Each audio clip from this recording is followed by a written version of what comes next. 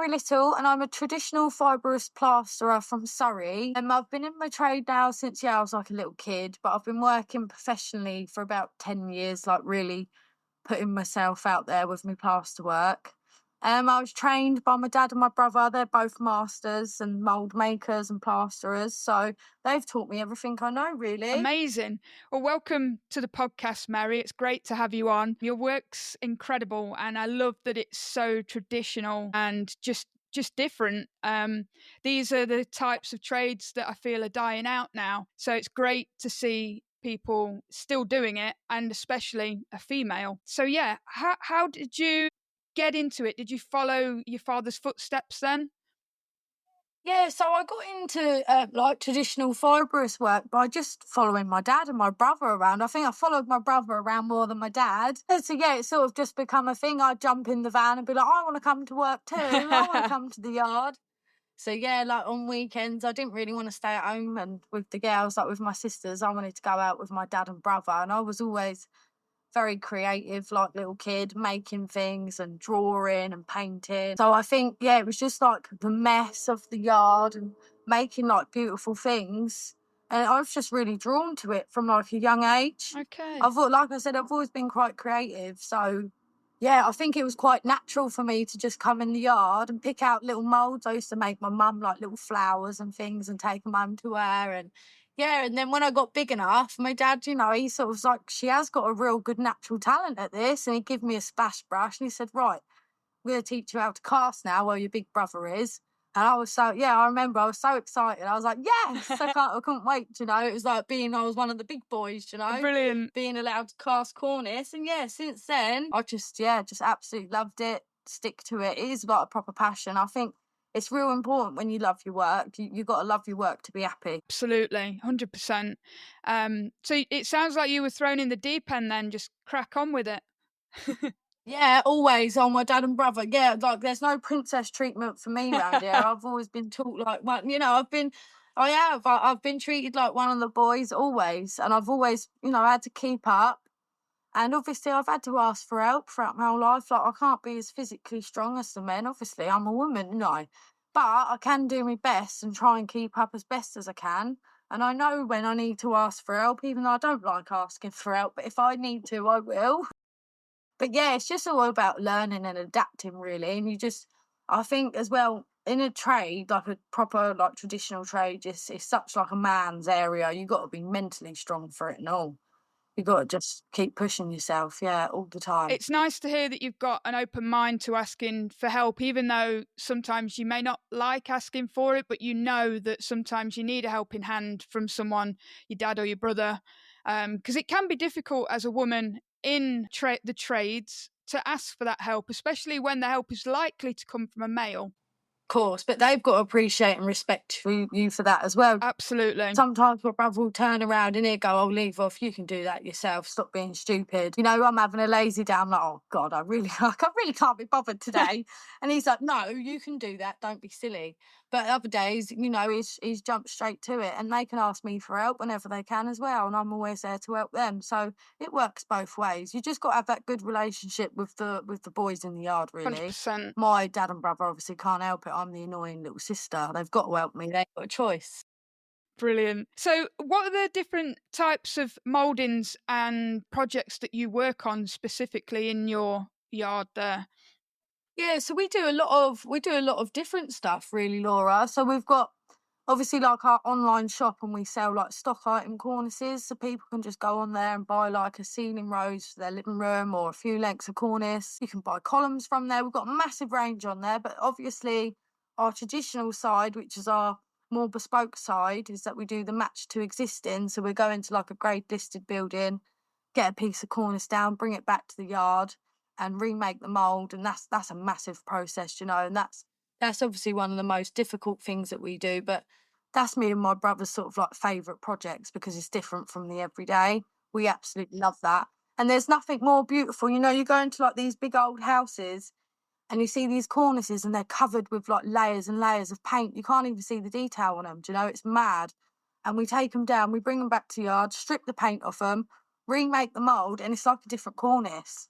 Like it really changes it. And I love that because it's like putting life back into the house, do you know? Yeah, I really love doing that. It's my favourite thing to do. And we get some really beautiful, like antique. Yeah, these pieces of cornices like hundreds of years old that we get to take down. Do you know? And it's just, it's so beautiful to like have that. Like the man before, you know, like the craftsman before you, like you have to respect them men. Like, do you absolutely. know? Yeah. We learnt from like them and it gets passed down. So it's lovely to be able to see that and have that piece of work. And I mean, you can't really see, but if my camera was working, I'd show you. But we've got so many, we've got loads now. Do you know, like all these bits of old cornices that we've took down from jobs, they hang on our ceiling now, these little bits, because we like to keep a little bit of life, do you know, like a little memoir. But no, it's lovely. Love doing That's that. awesome. I love it. So, would you say that you're more drawn to the restoration side than the modern and the stuff that you make as stock? Yeah, restoration is, yeah, I absolutely love that. Like I said, it's just the history in that of it. I just think it's really cool that we get to do that, you know. So that's what we're here for, because like the grade listed buildings, if they've got cornice, they have to be done by a traditional fibrous. It's the law, do you know, it Okay. has to be done that way, and that's why we're here. So yeah, I love bits like that, and we just do it exactly how they done it 400 or 500 years ago, and it's lovely that we can still recreate that. And I know that my pieces are going to be up there for probably even longer now, because the plaster's changed, the materials changed. I mean, we still use the same stuff, but obviously it's going to evolve and have been better anyway. Like all the scrim, that's better material, it's tighter than what it was 500 years ago. Like that's just evolution Yeah, basically. exactly. But yeah, my work will be up there for like, yeah, when I'm long gone. It's me mad. My work will still be in places, yeah, hundreds of years later. So I love that, because it does, it sort of makes you, what's the word, like immortal in a way. Like you got your bit of work up there. That's always fun. Definitely. So, could you kind of try and talk us through the process of creating a traditional moulding, like either a ceiling rose or a cornice or something like that? How do you go about Yeah, it? so now we've got cornice. Obviously, it's a lot easier to just tell you about it. It takes like a couple of days, but so we've got a bit of cornice, and it's got a nice decorative bit of like flowers or vine or acanthus on it. What we do is we bring it back to the yard and we make sure that we've got like a repeat pattern on it, what we call. So obviously when you cut the cornice, it adds in nice. So when it's installed, there's no mismatching. It all runs in one piece. So we always check we've got that. And then what we usually do is we draw out the profile, which is like obviously the shape of the cornice from wall to ceiling, and we will run that as a blank running mould on the bench, like a blank cast. Okay. And then from the old piece, what we'll do is we will silicone or try up, we'll clean it up first, obviously, then silicone over the detail, and then we make little plates. So then I'll cast them little plates, and then they fit in the running profile cast that we done. It probably gets a bit confusing now, but you fit them in, and once you put it all together, you've basically got your whole mould, and then you make a case, and then you pour a load of silicone in it, and yeah, there's your mould. I make it sound easy, but it's not easy. It's not that easy at all. But watching my dad and brother do it, it looks easy enough. It's crazy that you make your own moulds. I mean, it makes My sense. dad's been making his moulds since like the 80s. He Wow. has. I still cast out of moulds that he made before I was even born, and my brother. Goodness me. Yeah, it's lovely. I love that though, because he like tells me stories. He's like, "Oh, I remember when I was making that mould, and your mum, she was expecting your brother." Like it's nice, do you know. Like he's got some really lovely little stories. But that's, I love that about our family business. It's nice. Our moulds are like our legacy. Do you know, they get passed Yeah, down. that's it. It's like the tools that your granddad passes down to your dad, and then your dad passes them Exactly. down to you, isn't it? Yeah, it's exactly that. Yeah, we got me old granddads. I've got some of my great granddad's Have toys in you? this yard as well. Yeah. Wow. So it does So go yeah, it back. is a proper legacy. I think these old trades, that is what it's about. It's about passing it down and continuing on. Like it becomes a family tradition. It's not just like a craft. 100%. It's like your family legacy. Yeah. Yeah. And do you get orders from all across the world, or are you just UK based? No, I get all. Yeah, we get orders all over the world. Yeah. I mean, we try not to do a lot of America because it's just a nightmare trying to get stuff in and out of there. But yeah, we do a lot of Europe, Ibiza. My dad got to go to Ibiza last summer for like a month. Him and my mum was loving I bet they life were. out in Ibiza. Yeah, they was working out. He took a load of stuff out there, but yeah, we sent some stuff out to some Caribbean islands, and we told them to get like a temperature controlled container, and yeah, they didn't want to listen. And by the time it got there, it was all black and mouldy. The No. the humidity. But Yeah. we told them you need to get you need to get the right shipping container for it. But they didn't want to listen to us. So it got there. It was like a few hundred lengths of stuff, and it was all absolutely ruined. So I had to order that again, and then pay for a temperature controlled container, and paid for their cornice again. So they learnt a valuable lesson. Absolutely. But yeah, we ship everywhere. I love shipping all over the world. Like, it's really nice, especially like people say, "Oh, can you sign your ceiling roses?" I'm like, yeah, sure. I've just sent loads of stuff to. Well, we sent stuff to Malta for the Gladiator 2. Oh, okay. That was filmed, like the original Colosseum where they Yeah, filmed it, yeah. the first one. So yeah, we sent a load of stuff out there. What else? Recently, where have I sent stuff? Oh, to Paris. Sent stuff to Paris, yeah, to a chateau. That's my most recent. Yeah, that was for Warner Brothers. They're doing a TV program. Oh, Yeah, so it's all fun and games. brilliant. Have you got a favourite job that you've done? To be honest, I do loads of obviously, like, one of our most famous, everyone loves, is the gentleman I was statues. going to That ask you everyone about that. absolutely loves that. I know, to me, I'm like, oh, people must get bored of hearing about it because everyone always asks me. But no, that's got to be obviously our favourite. I mean, Snatch and films like that when we was little kids, like, they was our favourite Yeah. films, like as teenagers. And yeah, to get a job for like Guy Ritchie, it was mental. Yeah, me and my brother, we was like, I could not believe that. We was over the So moon. just expand on that for me so the listeners know what we're talking about. Yeah, sorry. So yeah, the on Netflix, the Gentleman 2 series, it is episode 5. They come in. We got commissioned to make some life size like St Mary's statues, and we had to make them hollow because they was being stuffed with like fake. What word shall I use? They was being stuffed with fake cannabis for the film.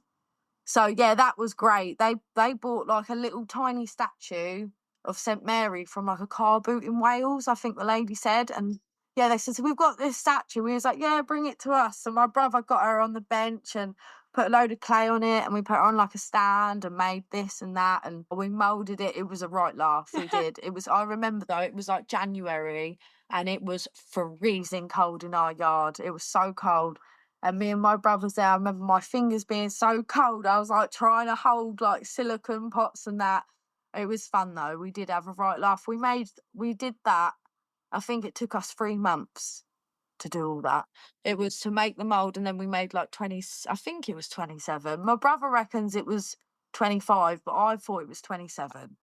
But yeah, so we made 27 of the statues. And yeah, Wow. they come and picked them up. And then a year later, we got the call and they was like, right, it's coming out this day. Enjoy it. You're in episode 5. And that was it. Amazing. And when it come out, yeah, I'd never seen nothing like it. We was quite shocked. We didn't think there was going to be in it that much, and working for like Guy Ritchie and stuff, it's just a cool thing to be able to do. Sure is. Yeah, and then that was the same company that rang us up a few months later and said, right, we're doing we've got this and that, and we did like some other bits of Bridgerton. I bet that was a good one. Yeah, but my daddy's in the 90s. He worked at the studios and stuff, and did a lot of like film work. So he's quite known for his bits and bobs, anyway. Goodness me, you're like a famous family then, aren't you? Yeah, well, I suppose. Yeah, he is good at his job though. No, he's good. He Oh. done like do you know like the old Borrowers film? Yes. Did you ever see that? Yeah, that was like my favourite film growing up. My dad made like loads of Did stuff in he? that. So Wow. yeah. I guess when a trade is so unique that there aren't many people creating things in that division in the trades, then Yeah. you are going to get families and businesses such as yours that are just so good at the trade because it's been passed up through the ranks of the family. Yeah, that's it. Who else do you go to? It works like that. It's because we've been brought up in this yard, like, so it's all we sort of know. And I think you can't learn that at college. Someone can't teach you that. Like, it's impossible. So that's why I'm always I always feel so lucky. I'm so thankful to my dad and my brother because, like, if it weren't for them, I would have never found out I had this talent. And like, that's what I think's really sad when you see these girls working in offices and that, and they go home and they make like beautiful art and things like that. And I'm like, why are you wasting your life sat in an office But I understand when they say, well, no one will have me in their yard. Like, I get that. I've seen it. No old, like, not being able, some of these men are very traditional, and to them having a girl in the yard, it's just not, it doesn't happen. It rocks their boat sometimes, doesn't it? It rocks the boat, exactly. They can't fathom that a woman wants to work, or not only that, but that a woman can be as good, or even, may I say, better. And that's where the issue lies. Yeah. Thankfully, I think a lot of minds and views are changing as time goes on. Yeah, definitely. 100%. Yeah, I mean, I think all the trades for women are slightly changing and becoming better, especially with the likes of social media allowing us to show our skills and how we approach jobs. I think the men can appreciate that we are good at our jobs. So it's nice to see that kind of change. That's what I like as well. And that's what I'm trying to do. You know, like in my trade, Laura, it's like, I love it now seeing all these girls coming into like our male industries. But I want them to know that you can go into a male industry, not just be a plumber, not just be an electrician, or do you know what I mean? There is so many trades out there, you know, like my trade. Exactly. Like, girls are like, wow. Do you know, like, it is mad the amount of girls I could have in this yard, and I know they'd be really good at it. But it's just getting them in here. I was so excited when I came across you on social media because of how different you are and the trade, you know, and seeking out traditional trades can be very difficult. Yeah, it can be, because we're very secretive, private people. Like, even my dad, like, when I first started my Instagram, he's like, don't be putting up videos of our secrets. This is Okay. our trade. Like, it's very, our trades are very, like, trades like this, like stone masonry and Yeah. that. We're very secretive people. I can understand that because, like you say, it's the tricks of the trade that make you as good as you are, isn't it? And the fact that you are a family business, you are going to have your own way of doing certain things that is better than the mainstream. So I can understand that. Yeah, we do. We keep our little, I do keep my little secrets under wrap, like my plastering now. I do my gauge and that. I've got to keep some secrets. I Absolutely. can't have anyone finding out my tricks. They turn better than me. I won't be number one then, would I? Absolutely, that's it. That's it. But listen, I'm willing to teach anyone that wants to come and be my apprentice for 5 years. And if they'd stick with me and work with me, then I'd teach them everything. But you've got to find the right one. And that's what I'm waiting for. I've got to wait. I'll probably wait a few more years, and hopefully someone will come to me and I'll think, do you know what? That's the one. That sounds good. It'll probably be my little girl in a couple of years' time. I was going to say, have you got any children that might be interested in following your it'll footsteps? probably be my girl. Yeah. Yeah, she's 7. She's 7 in August, and she can't decide if she wants to be a plasterer or a marine biologist. Whoa. So big goals. we've got a big. I'm pushing her for marine biology, to be honest with you. Fair play. I'd much rather her be out seeing the world than working in a yard. I really would. It's amazing. Great goals to have. That's it. She's a little powerhouse. There's one thing, being a strong woman is when you raise strong women, you're like, oh shit. Please don't use it on me. Do you know? It's like, oh no, what have I done? Created a monster. She sees me, and then she sees me being like this strong woman. I don't take nothing from no one, and I'm the boss, and I say what goes round here. So then she comes to me and she thinks she can start telling me, and I'm like, hang on, you wait, little girl. You've got 20 years till you can do that. Bless her. You know, we have a right laugh, but she thinks it's normal. She thinks women run building sites and that. That's Because she fantastic. sees me, obviously, like running the yard and running the work, and she watches all my YouTube videos, and she's like, Mum, look at all these comments, like, wow. And she's like, you're the boss. And she's like, you're the boss of everyone. And I'm like, yeah, I am. But she generally thinks like women run everything. Yeah. Fair play. It's great though. She's got there's no in between. Amazing. It's great. That's brilliant. Yeah. No, I don't want to keep her mind limited, thinking that she can't do it. Absolutely. Can't have that. No. Would you say that you've ever come across any sort of struggles in your business, in your trade, as a woman that you can share with us? Yeah, of course, we all come across struggles, don't we? I think, just like the normal is, obviously being a woman, you're not physically as fit and as strong as a man, as much as you try to be. That's always a struggle. But we've already sort of been through that. And then obviously, just being a woman, I get my mood swings, as we all do, and that can cause big issues in the yard. I'll come in a miserable little bitch in the morning, and if my brother's also a miserable little bitch in the morning, we can really ruin a day's work, you know?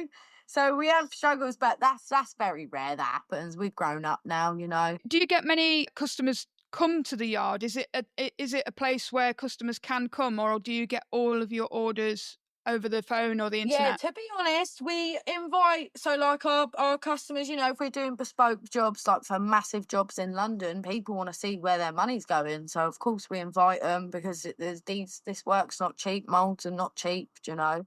So a lot of times people want to see where their money's going, and I love that. And obviously our customers from Instagram, they want to come down and they want to see this and see that. I try not to be too much of a show pony because I'm too busy. But if they're paying good money for a job, I've got to accommodate. This is obviously. true. Yeah. But no, to be honest, this is like our family home. We're in the middle of opening a second yard and getting one sorted so that we can have a showroom and we can have people here. Because to us, this is like our living room. Do you know? This is our home. So it is. You know, we invite people up here and people love coming here. But I can't have too many people up here because it's our family home. And it's like that. But like I said, when we get our showroom and stuff open, I'll be having like demo days and that in that yard, and you're getting all the right insurances and stuff like that. Because to us, this is, like I said, it's our living room. This is our home lounge. Whereabouts in the country are you? We're in like Virginia Water in Surrey, not far from Windsor and Ascot. Yeah, we're in a good area. We're just outside of London.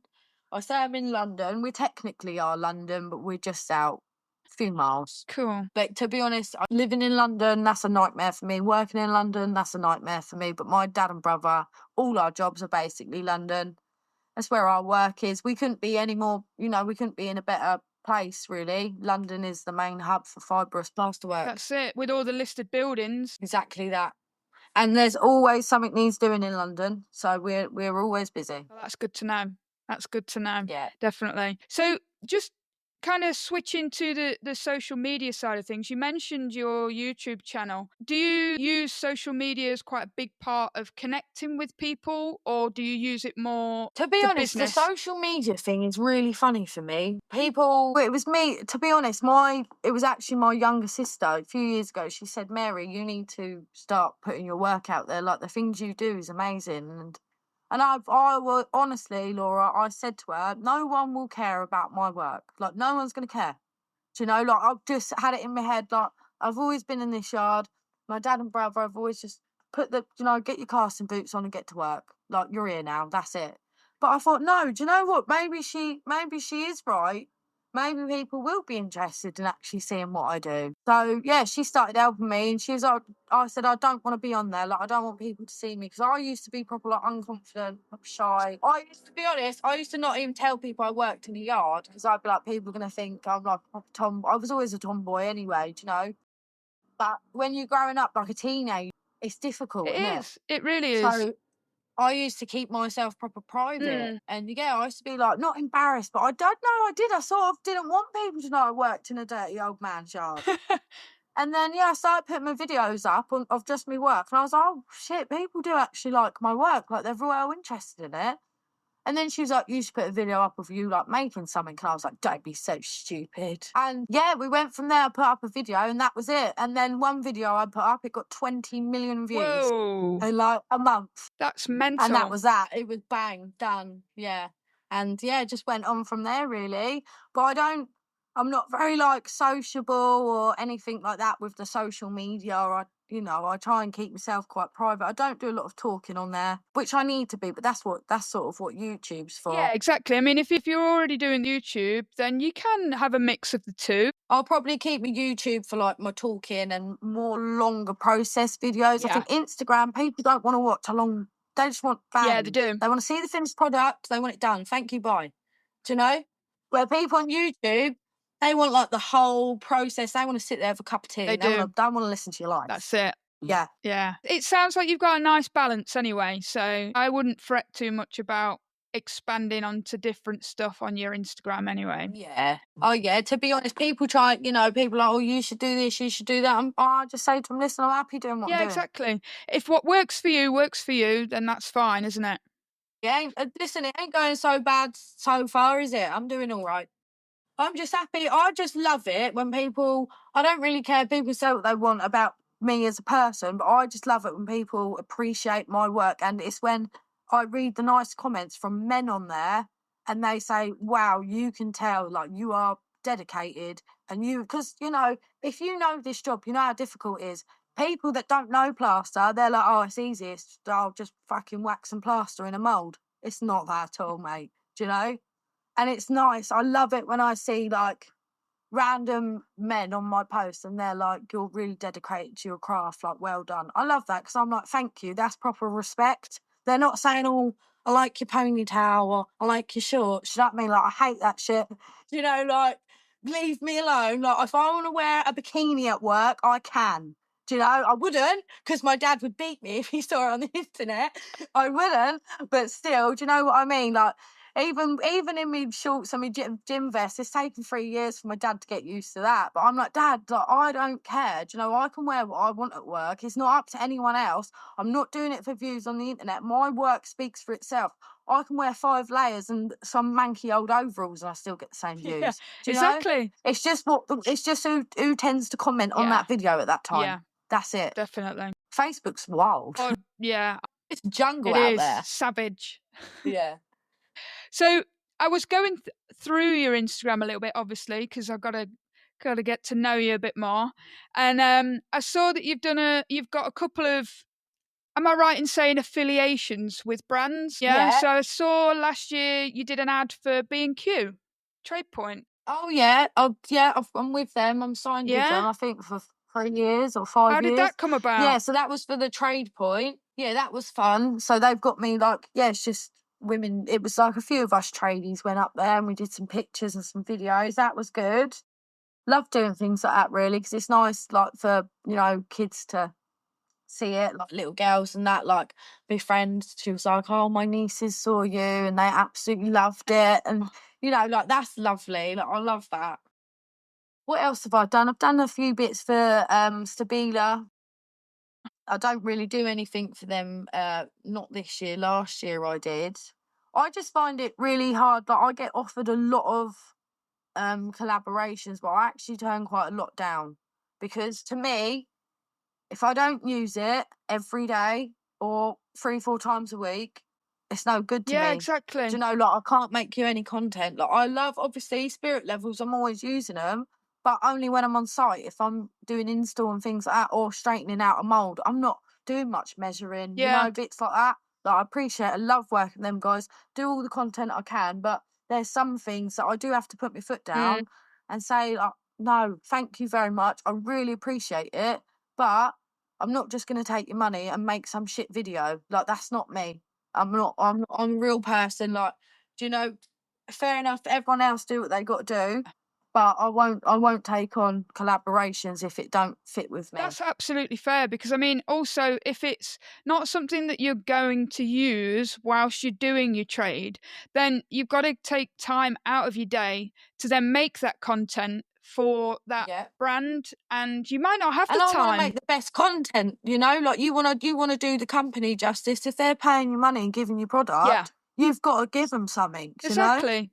And I think if I can't give them what they want, what's the point in me doing it? That's fair. Yeah, absolutely. And I see you've got a pair of work boots named after you. Yeah, my work boots, the Mary boots. Yeah, that's amazing. I know, I've got them on. Awesome. Yeah, they're my boots. My friend, she was first all like a work acquaintance, and then we actually become quite good friends, being like women in the trade. She's a surveyor, so she puts up with a bit more shit than what I do. She's with posh people and all that. And she come to me and she invited me up to, like, their big massive head office at Ambulance Safety.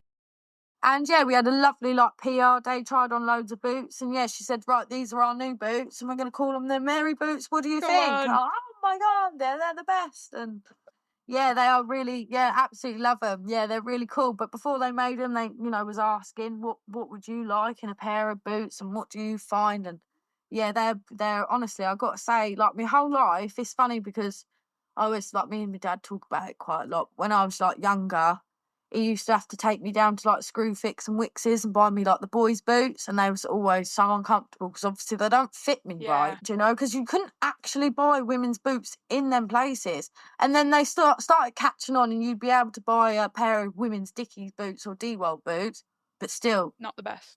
they was not good enough.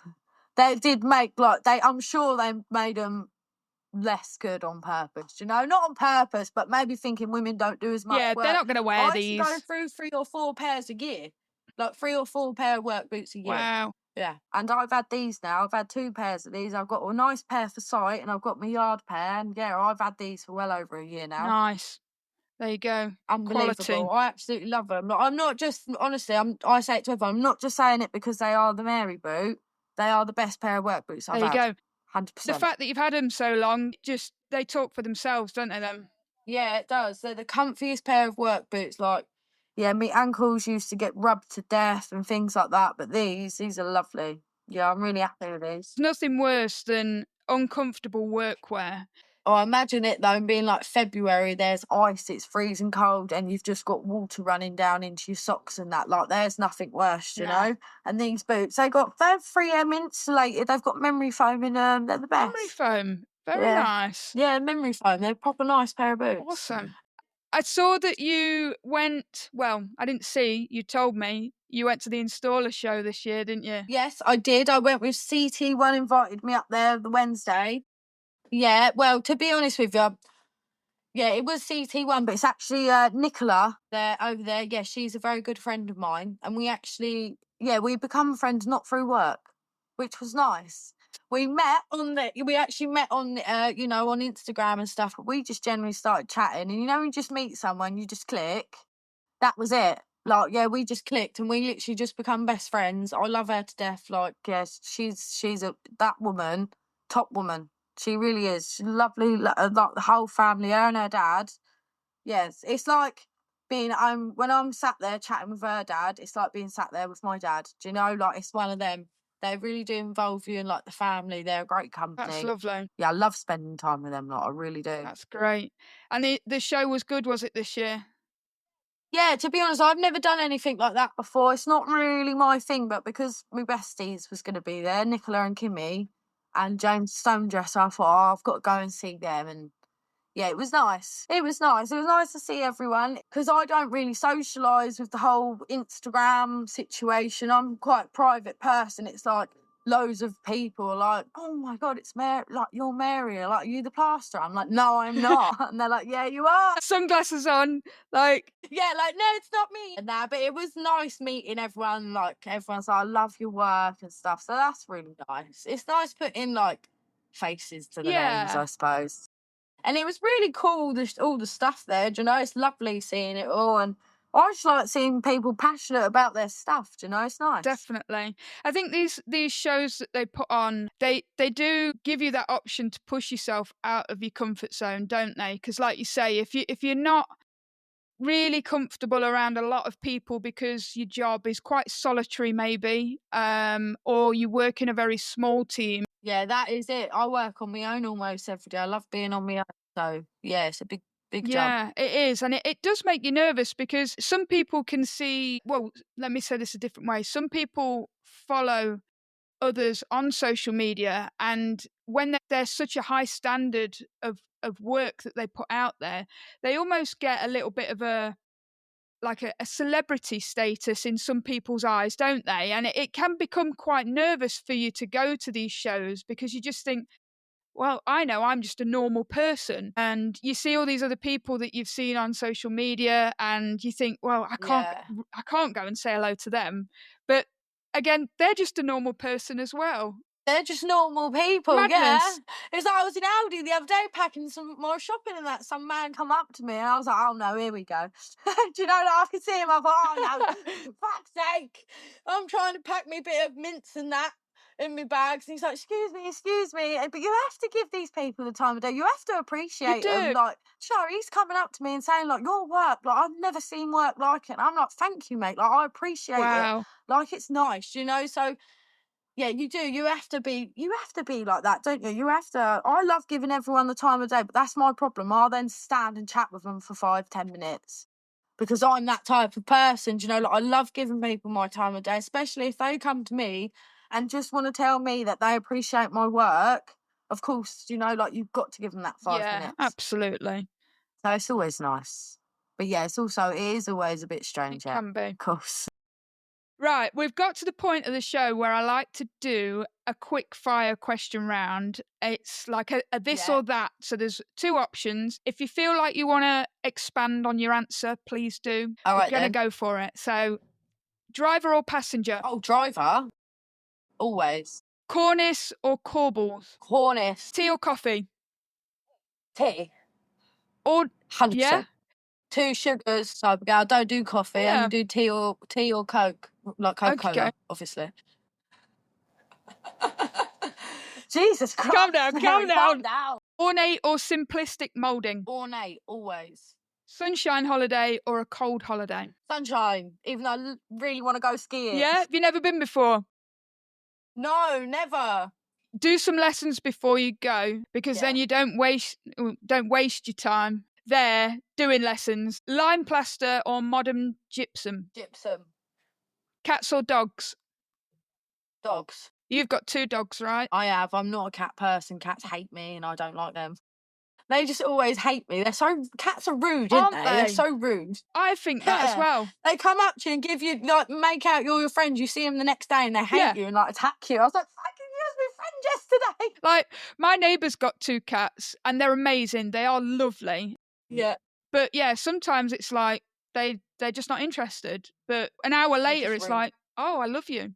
But yeah, I'm your mate know. now. I know. Honestly, a new creation or restoration? Restoration. And an early start or a late finish? Early start. Always. Beautiful. I like to end the show with a couple of other questions that I ask everybody. Yeah. So, if you could do another trade, what would it be and why? Another trade? Yeah. Well, I always thought I'd be, well, if I had to pick like a trade, it would probably be like a farrier, like of horses, because I love animals, love horses. Or it'd probably be a stonemason. Nice. Because I love that. I love watching like my friends' videos and that. I just love it. But if I had to do any job, I'd probably have been a chef or a pilot. Okay. Oh, a pilot. I love chefing. I would have been like the best woman Gordon Ramsay world to see. Awesome. I'm like Gordon Ramsay in my yard, honestly. Really? My dad's like, stop it, little Gordon. Yeah, because I will see you, you idiot. Your work's dog shit. Oh, that's hilarious. That's me. That is me. And what trade or who do you think I should have on the show next? I love my girl Kimmy the Sparks. But yeah. Have you met Kimmy? I haven't met her, but I have listened to her on other podcasts. Yes. Yeah. Go to Kimmy. She's a girl. You'll have a real good chat with her. She's a very deep, insightful person as well. I like that. Where I'm very straight to the point, is what it is. I really like her way of thinking. She's a real nice person. She's got a good, I say, like, we've got a little vibe going on. Do you know, she's a good girl. Okay. Like her a lot. Brilliant. I'll drop her a DM then, see what we can get. Slide in her DM. She'll love it. So, where can people find you on social media and YouTube, etc.? What can people search for? You can find me on any social media. You can just Google Mary Plaster and everything will come up. Or just search Mary Plaster Mouldings on all socials. I think TikTok, I'm like MPD Mary Plaster. Search Mary Plaster Mouldings on anything and you find me. Perfect. Well, I've thoroughly enjoyed speaking to you today. You're an absolute diamond. Oh, thanks, Laura. Yeah, I've had a nice chat with you. Sorry, I'm a bit loud and a bit in your face. Absolutely not. Don't apologise for being yourself. That's it. Perfect. All right. But no, I've really enjoyed it. Thanks, love. And we'll catch up soon. Brilliant. Yep, no problem. Speak to you soon. All right, then. We'll catch you later. Thanks, girl.